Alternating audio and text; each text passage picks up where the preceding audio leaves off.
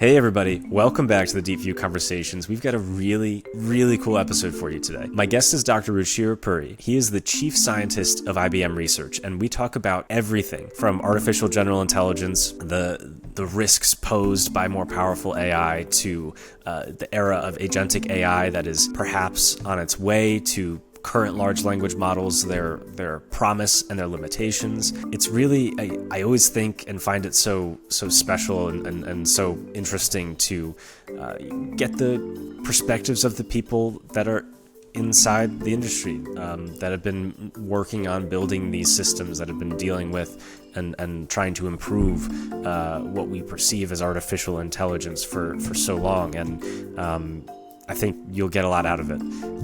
I certainly did.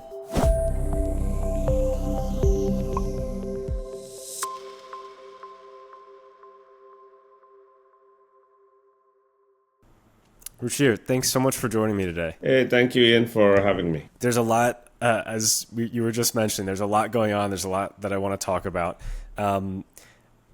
I do want to start with you, though, right? So you are the IBM's chief scientist or the chief scientist of IBM Research, and I guess the first question I have, right? Why do you do what you do? Why did you decide that the discipline of artificial intelligence is the one that you wanted to pursue to this level? I really think if you go back, actually, almost to the history of computing, sort of back in the early days, it's been the desire of, I would say, humankind to try to understand intelligence, try to replicate it in all kind of different ways. Go back to as early as mechanical calculators. People added numbers. Try to discover machines which can help you emulate some of the function we do, and that is done in very different ways. Neuroscientists try to understand the brain, engineers try to replicate things and build things. And to me, my passion has been around really automation.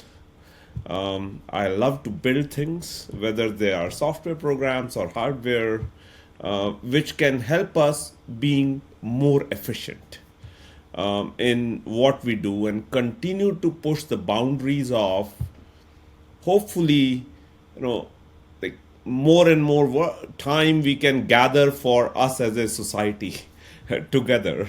For our personal well-being, if I may say it that way. And that's what drives me, actually. And personally, that's what drives me. And from IBM Research point of view, our goal since our very inception has been to really, spearhead the future of computing, which is underpinned by really understanding of intelligence and emulation of it in many different ways, which is the foundation of computer science itself. Yeah.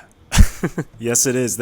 That's really interesting. That there's a lot to get into, but I guess the first thing that I'll pull on, let's talk about automation. I think I appreciate the way you're describing that, because a lot of terminology gets thrown around in kind of today's discourse when we think about current generative artificial intelligence and the kind of large language models behind them. But it is rooted in automation.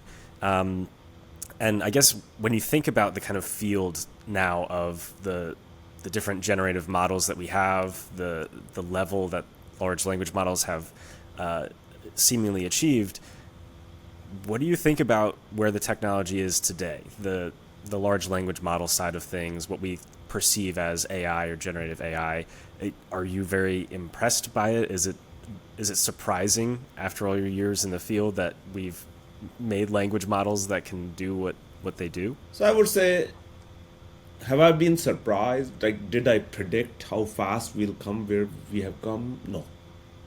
I think we have really come very far. And I'll just point out a couple of fundamental things that have happened. Throughout the evolution of sort of human history, if I may say, in every revolution in recent revolutions, whether it was industrial revolution or information revolution, sort of, I would say, reading, writing, abstractions were always prized. Like, when the industrial revolution came in, it was about really people who could summarize things, capture information. Knowledge workers were prized more and more, always actually. I would say this is the first time in this evolution that we have discovered that, kind of information capture and its generation can be done relatively well by machines. I'm not at creativity part yet, actually. So I'm saying, really capturing information, the information that humanity has created, understanding it and summarizing it and generating it was thought to be very hard task, and that has been addressed. And that's a massive achievement, actually. But I think where I still believe there is a significant gap remaining, and that is a journey, is this part of new knowledge creation, actually. Which is, again, this is where I see the gaps exist. Could these models reason? Yes, they can reason on the existing knowledge. But to me, the progress in our journey as a society is made through creativity and creation of new knowledge. Now I'm going to step back and say, I think we started the discussion on automation. I usually try to sidestep the question on artificial general intelligence because to me, and I'll say one thing and then I think I'll really make the point I wanted to make. Whenever we say artificial general intelligence, there has to be something real, right? That's why we are saying artificial intelligence, because there must be something real. That real is with us, each one of us. Interestingly, that real, sits in a 1200 centimeter cube, consumes 20 watts and runs on sandwiches. Versus the single GPU, which, as impressive as it may be, I'll call it brain dead. It does matrix manipulations, consumes 1200 watts, one GPU. Doesn't walk, doesn't talk, doesn't have emotions. So I think I just want to, that's why I try to sidestep this question on artificial general intelligence, because general intelligence is very, very powerful. Energy efficiency is fundamental part of computing. Don't ignore it. Everything is possible in this world. Everything is possible given infinite budget. You can just consume the energy of the universe and something is possible. So it's important for us to keep that in mind. And that's why I say, to me, what is most exciting is, as an engineer and a scientist, what could you do with this technology? And that takes me to automation. That you could do things that were very manual, very labor intensive, and make it a lot more efficient and make it a much more enjoyable exercise. Automate things so that you deliver a better service. Automate things so that the processes are more efficient. When we show up at a Department of Motor Vehicles or somewhere else, our experience is a lot better. Thereby we are better as a society, and our journey as humanity has been always about automating, making things more productive, making things more enjoyable. And that's why I bring this down to kind of sidestep artificial general intelligence. I've coined this word called artificial useful intelligence. I'm more interested in useful than I'm interested in just general, because general has a very broad notion in my mind, which includes energy efficiency, by the way. That's not independent of the general intelligence. This is really cool. We're just jumping right into the AGI. Cool. All right. I did have a lot of questions about that. I appreciate the sidestepping of it. I think AGI is a very dubious term. There's a lot of hype into it, and there's no universal definition of what an AGI actually is, which makes it really hard to understand what we're talking about. But that kind of base idea, if you're to use your phrase, artificial useful intelligence, the idea of what some of these labs are pushing toward, to have this kind of generally intelligent, whatever that means. OpenAI says it means they can do economically viable work. Other people have different definitions. It's very messy. The idea of that, do you think we actually need something like is there any usefulness attached to if this hypothetical AGI were to become real, or using systems that we have today or slight advancements in efficiency of current systems, could this useful intelligence just be a much less dramatic, much more advanced tool, rather than the kind of creature that we hear about that people are, trying to create, whatever that means. Like if I just go by OpenAI's definition, economic viable work, and you can attach dollar numbers to it, whatever we like. I would argue we can do it today. It doesn't need to be, I don't need to wait for it for 3 years. I can do it today, actually. Economic viable work. We've been doing this, at IBM, we focus on enterprises. And there are lots of enterprises, lots of capabilities we are working on with, Fortune 500 companies and beyond in doing economic viable, useful work. There is no universally agreed definition of this general intelligence. And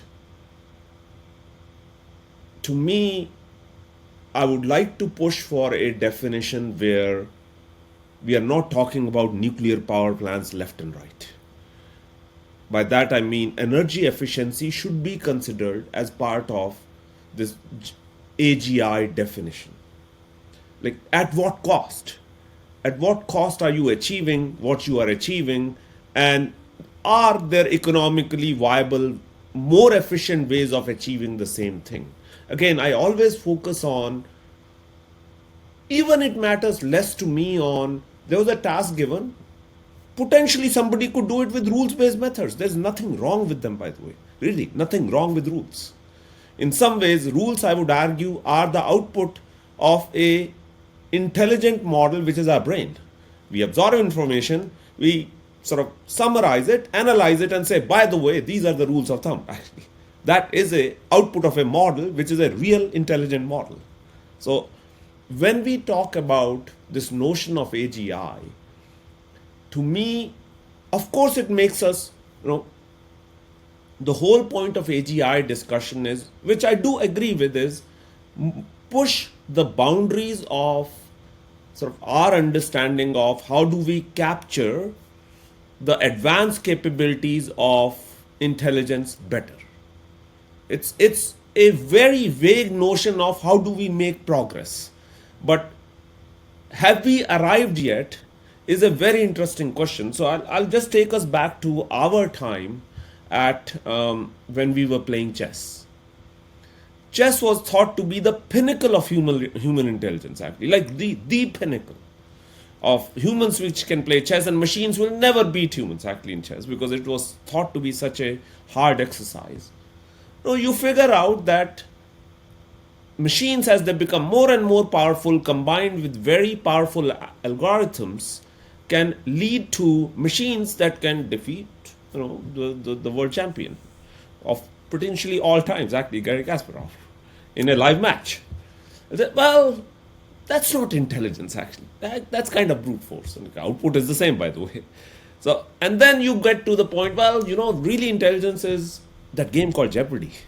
That is very hard, actually. That is intelligent.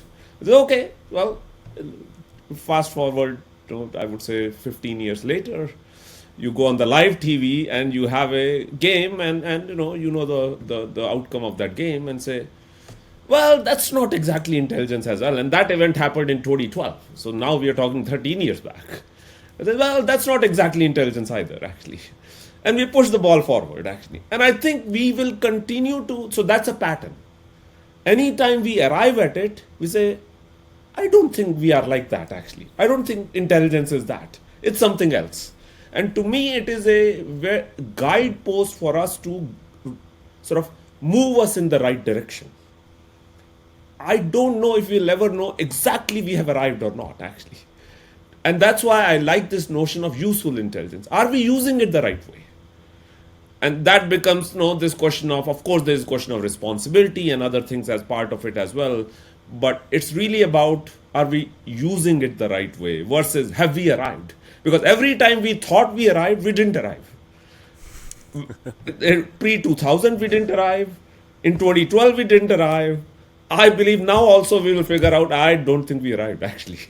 I agree with you on that. I mean, like the chess thing has shifted, and now it's these reasoning benchmarks. But the benchmarks are hard to trust because we don't have transparency around the training data, and there's no evidence that doing a benchmark equates to efficacy. But the idea of using it the right way is an interesting idea that I feel like there's more of a focus in the broader discourse right now around the capabilities, what you were just saying, have we arrived, then are we using things the right way? It's almost a kind of capability overhang, right? Like we have a pretty powerful advancement that is accessible. Like for free, I can log on to Claude and I have access to their latest model.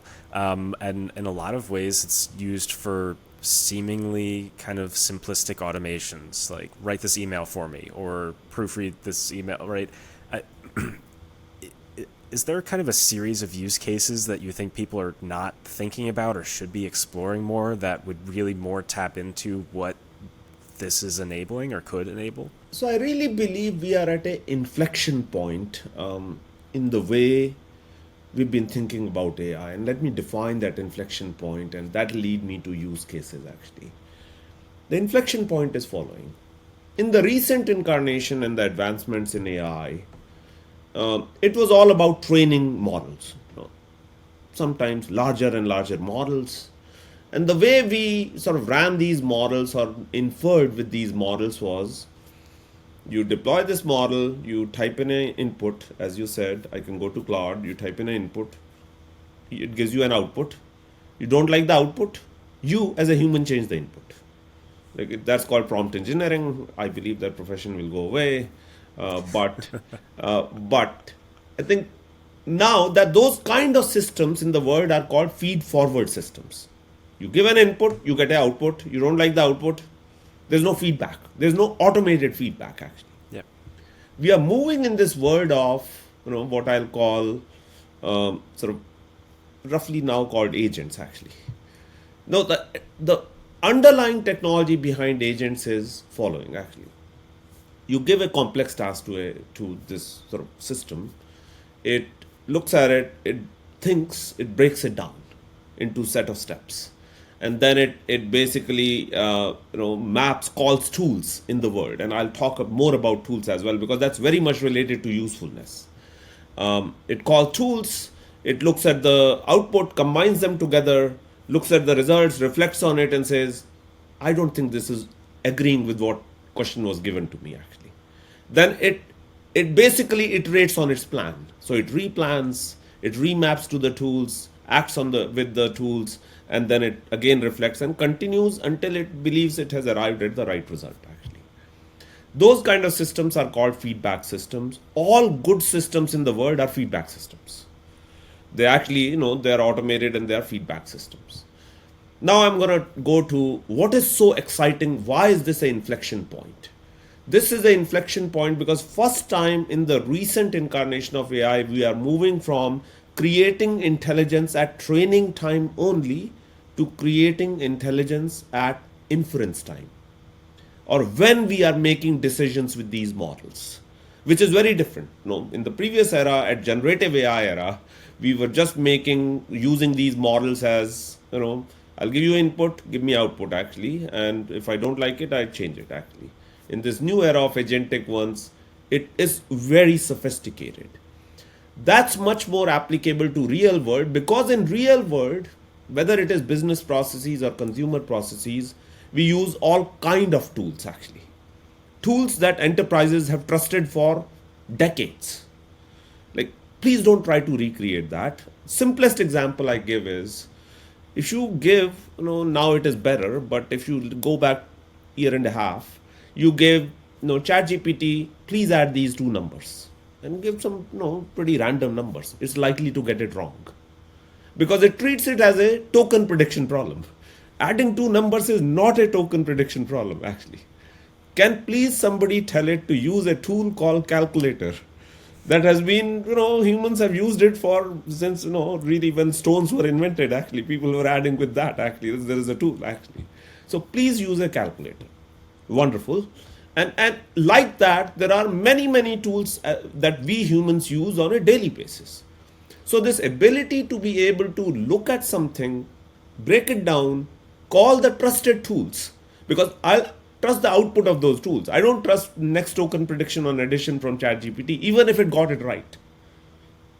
Because I don't know what will happen next time, actually. It may not get it right. So I'm not going to trust that thing. So to me, it is really about, as we continue to progress on this journey, we are moving into a very sort of powerful era where we are moving from this generative AI era into a agentic AI era. And agents have been they're really hyped up words as well. So there's a lot of hype around them. Everybody knows. But there's something more foundational from a technology point of view under them, which makes them very, very powerful. And it'll take a little while for it to settle down. But this is where I believe lot of real world tasks will be automated. Because real world tasks are never as simple as input output. They use a set of tools, they combine their outputs, they look at humans excuse me, who are on those tasks, look at the outputs, reflect on them, and until we get to that expansion of this intelligence and move away from benchmarks only. These benchmarks, some of these benchmarks have interestingly only 100 design data points. And everybody is reporting on them. Some of them are leaked as well, by the way. So it's I don't even know what is the purpose of beating your chest so much. It's a good guidepost, but don't just get steered by I have achieved AGI because I have achieved that benchmark. Actually, I don't exactly know what that means. It's to me, and that's why I like this notion of intelligence at inference time, because you would know it actually. If you don't on a consistent basis, you're not getting the result. You would know it as well. And because the intelligence can be created and refined at the inference time, it makes it a lot more useful as well from a use case point of view. Definitely more useful, but also more risky, right? So you were talking about next token prediction and how you wouldn't trust that, but you would trust a calculator.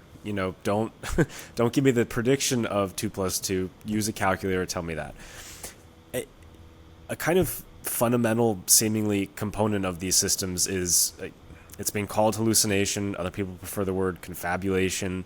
It really just has to do with next token prediction, and it's not always accurate, and it's hard to the model doesn't know if it got it right or not.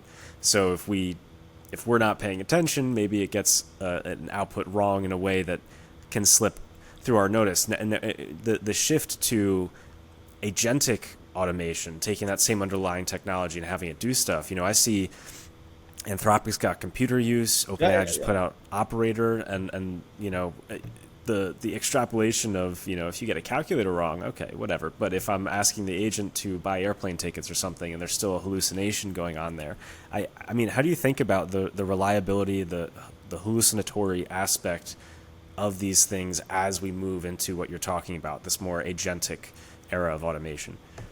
Excellent point you're making, Ian. So assume for the time being, I'll take it from a more system point of view, and let's talk about hallucination as errors, if I may say. It's Sure. not right. There's something wrong with it. There's an error. And if there are errors in a loop, they can amplify.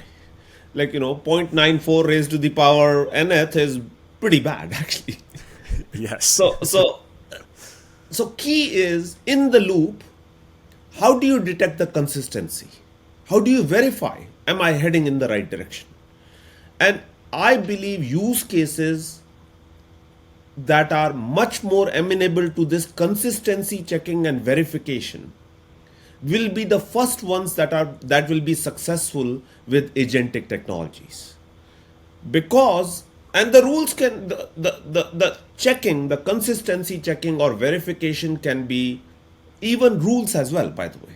There's some rules we humanity have really captured in certain processes and say, well, if this and this is not satisfied, this is wrong. Actually, there can be guardrails around things. There can be on things like software engineering, there are actually tools that are written to check your output and say, well, your syntax is wrong, your this is wrong, that is wrong. Computer science has worked on it for 5 decades and more.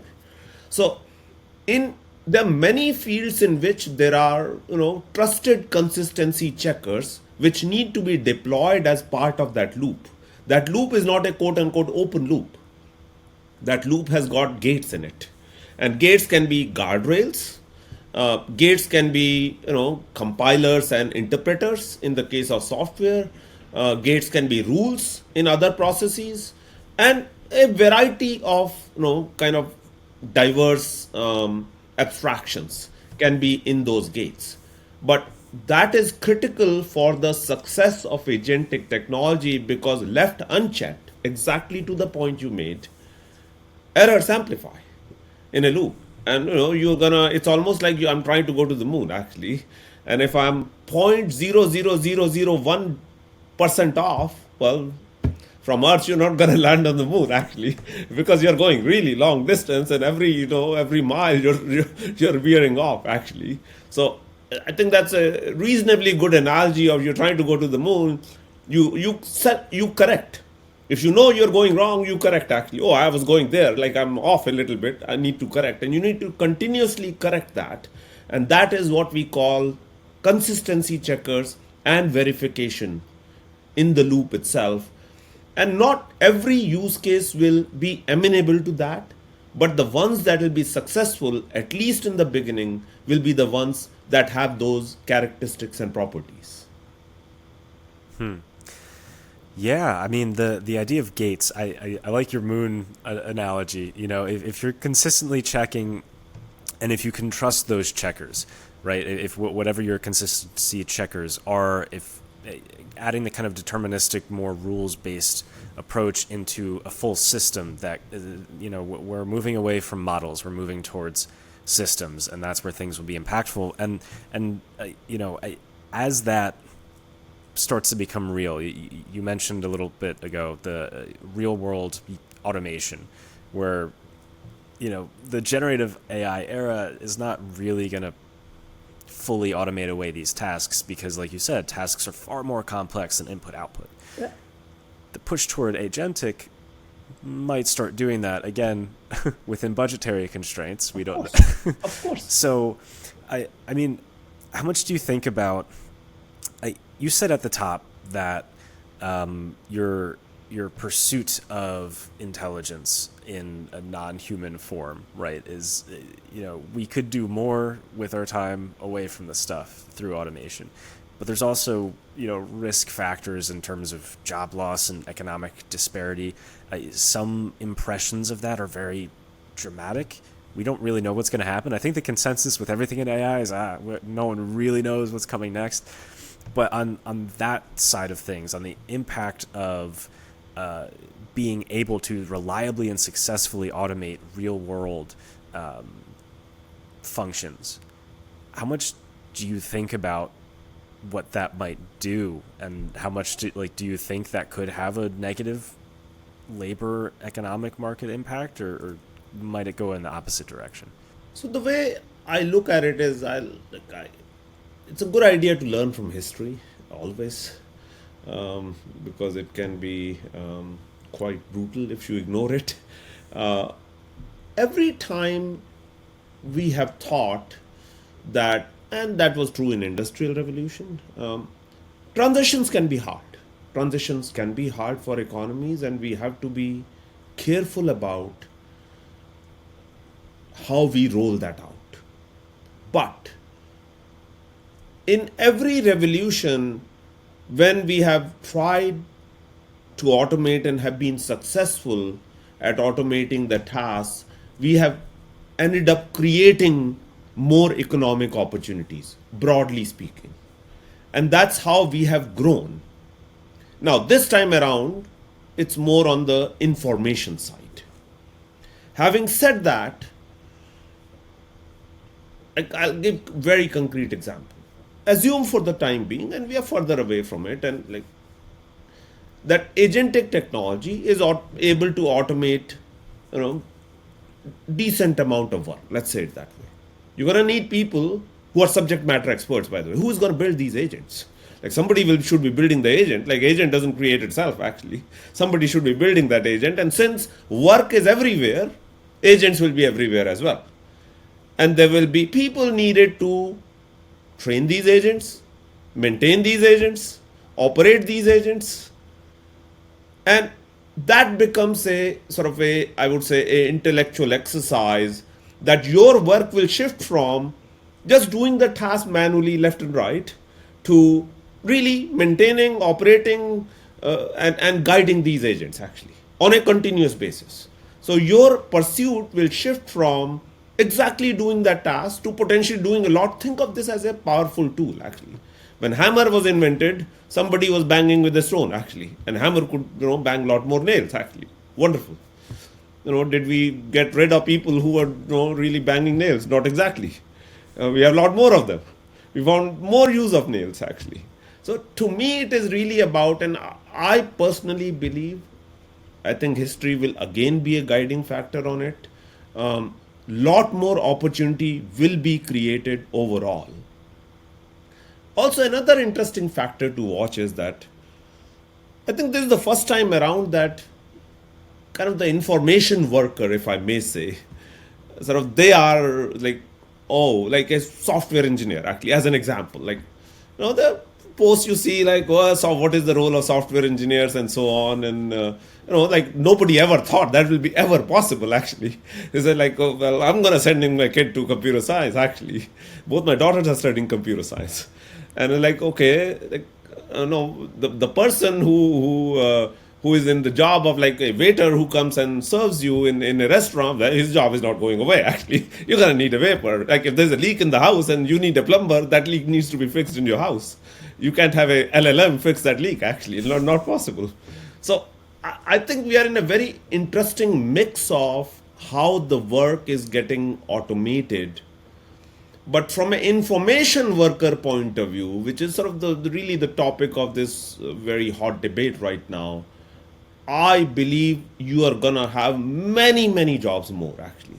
Because if assume agentic technology or its variants, nobody knows exactly how it will evolve, but all its variants are going to automate more and more work. Because work is everywhere, agents will be everywhere. You're going to need people to create these agents, maintain, operate, refine, feature function. That job is going to shift for an information worker. And it's going to multiply those jobs actually. At least from what I can see, taking into account what we have seen for information workers before. That's my prediction, actually. If you ask me, my mental model's token prediction, that's my token prediction. Well, that's what I'm asking. You mentioned the transition phase, and if you look at history, transitions are rough. Do you think that AGI aside, like legitimate, the reality of advancement, we are in the midst of a transition phase that is similar in scale to an industrial revolution, or would you put this more of like the rise of the internet or the rise of social media? Is this a transition more along the path of where we were already going, or is this a huge kind of focal point shift? And are we ready for that? I put it in the sort of the latter category. We are in a fundamental shift, actually. The reason is that exactly the point we were discussing. If I may say, the future of work could be redefined. The way work gets done could be literally rethought and redefined as well. Are we ready for that? That, I would say, is to a lot of extent is upon us. I do see a lot more debate, lot more focus. You go to World Economic Forum, it's all about AI for several years now. This is not the only year, actually for several years now. And governments across the world, whether they are superpowers or otherwise, every government is focusing on this, trying to understand the technology, trying to understand the implications of technology, how to get access to it, how to democratize it, how to use it for the benefit of their citizens. This is different than sort of recent era of social media and internet and others. I equate it to sort of industrial revolution or the modern version of industrial revolution, where it literally changed the notion of work, what it meant to work from factories to information. And you're going to change it from really information to automation of that information, which is a fundamental shift actually in what has happened. Internet democratized the information. Information we never thought we could automate actually directly. That was always prized. And I think we are figuring out many of these functions we can do a lot better and automate. And our pursuit as humankind will be more on sort of how to manage, operate, engineer, evolve these technologies or these, I'll call them agents, but it's an overused and abused word actually, to what will happen to it. But I believe very strongly that we are at a inflection point equivalent of electricity, industrial revolution, and intelligence. Interesting. So it'll, you think, change work, but not erase work, just change how people kind of what they do, not that they do. No, I don't think it'll change what, like the tasks that we do. It'll change certainly how they do it. We didn't, like, let's go back to industrial revolution. There were cloth mills, people were building this by hand. We did not change wearing clothes. Like we still, somebody manufactured. That was a fundamental shift how things got done actually in a significantly more efficient ways, so that we can reproduce more of it at a cheaper cost, so that majority of the world can have it. You go to agriculture, automation brought in lot more food could be created and distributed to more of the world as well. So I don't think we will change fundamentally the work we want. And also, now I'll be a little bit philosophical as well. Work is fulfilling actually.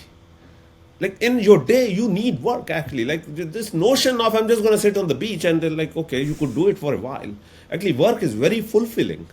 Whatever that work might happen to be actually, I clean my house, that's work actually. Somebody does gardening, that's work. But what I'm saying is that work is fulfilling, and I don't think, and this is why this debate is so important, that automating everything and removing humans out of this loop is like kind of very strange to me actually. Like, okay, what are we going to do actually? Assuming somebody gave me a paycheck, just assume for the time being, this universal income, somebody gave me a paycheck. You are looking for still a very strange notion of this society actually, where like somebody just paycheck came and okay, that's interesting. And I do not, like, this is only personal for me. I'm not speaking for directly IBM at this point.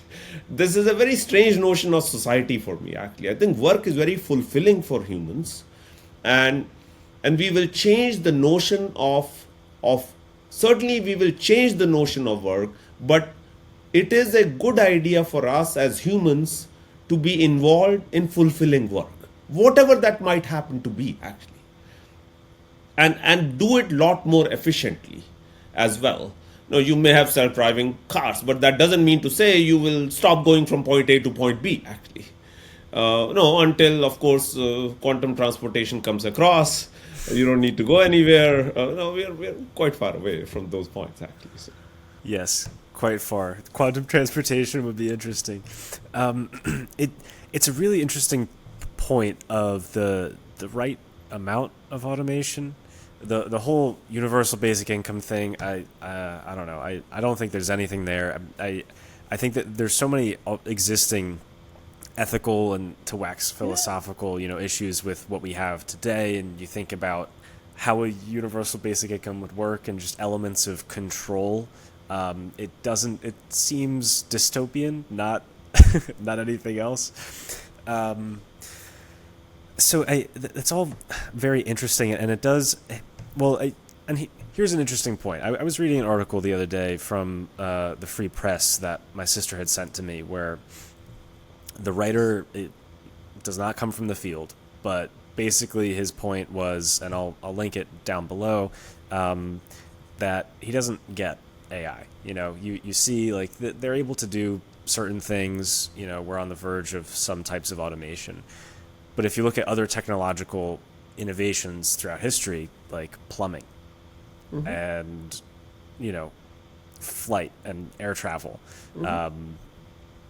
accessible electricity and innovations in solar power and stuff. Like we see very targeted, applicable, life-changing thing. Refrigeration, I think, was something he mentioned, that we have refrigerators and now people, live longer because their food doesn't get diseased and sick. And considering the context in which AI lives, the kind of this evolution of internet and social media, the companies behind it, the scale of data, the cost of operation, the ethical issues around surveillance potentially, and algorithmic bias and these other things, is it of a positively transformative level of something like having a toilet inside, like the kind of these basic things that did change our lives. And I wonder what you think about that kind of perspective, because I feel like a lot of people might be in that camp, but you come from inside this field, and so I'm sure you have an interesting eye on what that looks like. So I would say I'm going to relate it to something that's, I think, probably will be personal to a lot of people. Let's take healthcare. I think healthcare is probably one that will impact every human being at one point of their life or the other, actually, given that our lives are finite. If somebody can tell me like diseases that have ailed us for very long, actually, and we took the example of food, and people will eat food, or they will put massive amount of salt in it so that it doesn't go bad, or the refrigeration was so fundamentally transformative. I think we as humans have an innate desire to live long, fulfilling lives. And healthcare is one of the more fundamental pursuits of that. There are so many fundamental diseases to be cured. If somebody, like, the whole art of medicine is statistical. Like, who says 30 milligrams of this medicine is good for me and Ian both? Like, somebody just came up with a rule of thumb and just rolled it out, actually. For all I know, you may need 45 and I may need 15, actually, as an example. Personalized medicine. That is really related to your data, your body. Intelligence can be very useful, actually. No doctor has time. Like, they have no time. Like, your healthcare will go up to like $1 million a year if we started rolling something like that with the help of a doctor, actually, because you're going to need a dedicated doctor for you all the time. I believe technologies like AI can be transformative in those areas. Discovery of new materials, discovery of new pharmaceuticals, and I can go on, actually. Now, there might be other near-term use cases that one may argue, well, I'm not very sure. It's not as transformative as the technologies we have seen before.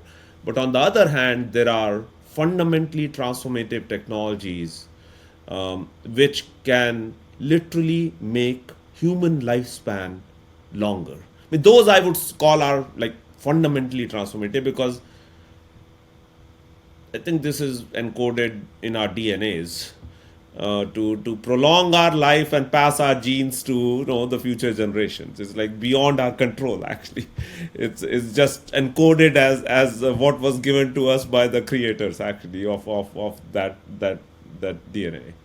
And to me, I think this technology definitely has the potential to move the needle in the right direction, given this overarching desire of humanity to live longer, healthier, fulfilling lives, actually.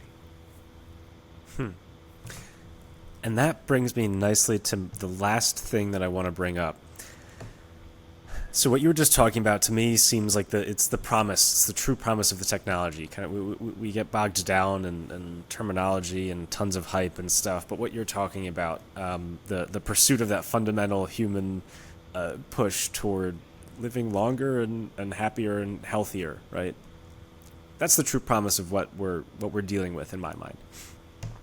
Now, on the flip side, this is a technology that has been called by the people developing it a dual-use technology, a double-edged sword, highly risky. That there's a whole faction within this field that's focused on and afraid of existential risk posed by the systems that they're developing. There are some people that are not directly developing those systems. It's a very kind of complex faction and how they function. But the idea of, we are moving to general intelligence. If we're not there, things are just going to keep on scaling up because scaling laws is a law of nature in these minds, which is not at all clear.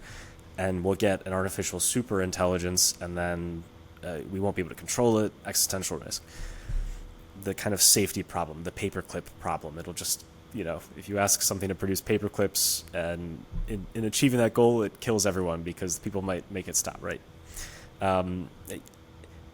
What do you think about those concerns about X-risk and the way you perceive the kind of double-edged sword of AI in pursuit of this kind of promise that you were talking about? The way technologies can be safe is not by hiding them behind a wall, as some people will either like or say.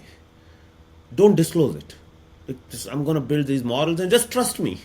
I'm not going to tell you exactly what I'm doing. Neither I'm going to tell you where the data come from. I'm not going to tell you anything. Just look at the output and trust me. And this is a sort of our position from an IBM perspective, we believe strongly in open technologies and open innovation and transparency and disclosure. Very strongly, actually. Of course, governments, really industry, academia, research community, all have a critical role to play in responsible production, rollout of that technology.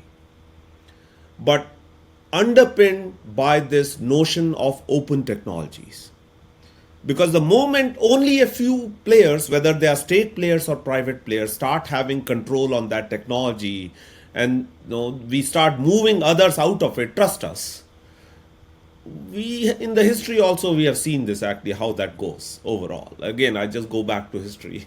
I'm a huge fan of sort of learning from the history. And to me, the fundamental notion of AI itself and how fast it has progressed is actually is almost exemplar in how AI technology has been really underpinned by this open innovation as well. With the recent release of DeepSeek R1, which has been obviously in the news a whole lot, and others, I believe in the end, the power of the people in this community will win. It will not be something closed behind a wall. Don't let other people happen. I've got a mansion, I'm going to prohibit any new development, actually. Just keep the price high, actually, of this. And that was exemplified by what happened sort of this week. And in addition to that, open is necessary, but not sufficient, actually. In addition to that, we must have a joint partnerships across all major stakeholders, from governments to industry to academia, for responsible tools and capabilities which are needed for really containing algorithmic bias, for having guardrails around it, for having, I would say, auditable functions. And that's why really open is so much better, actually. And that's why it is proliferating so much, and the innovation builds on top of each other so fast, so that we can get to this hopefully this nirvana of pursuit of really longer, healthier lives with happiness, faster than before, actually. And to me and to IBM, this is really all about collaborative innovation in open community, and really bringing that technology to the critical set of use cases where more productivity and efficient processes can be had. So to you, the safety cure is open science, and the X-risk aspect of it is not really a thing that you or IBM are really thinking about. Definitely, we are not in the camp of existential risk. I'll just add one or two more sentences to it. consciousness is a very not also well understood topic as well. Actually, for something to be existential risk, there has to be consciousness. And as good as this technology may be, as good as we may get to I nailed the next token actually, it's still a next token. And I do not believe that we are anywhere close to this point of existential risk, broadly speaking, but we are much closer to the point of making these technologies useful to a broad set of scenarios that matter to all of us, including things that are very close to us, from healthcare to pharmaceutical to real day-to-day world use cases that enterprises care about on a daily basis. Ruchir, I could talk to you all day, but we got to go. I really appreciate your time. Thank you so much for coming on. Oh, thank you, Ian. Really appreciate it. It was a fun discussion.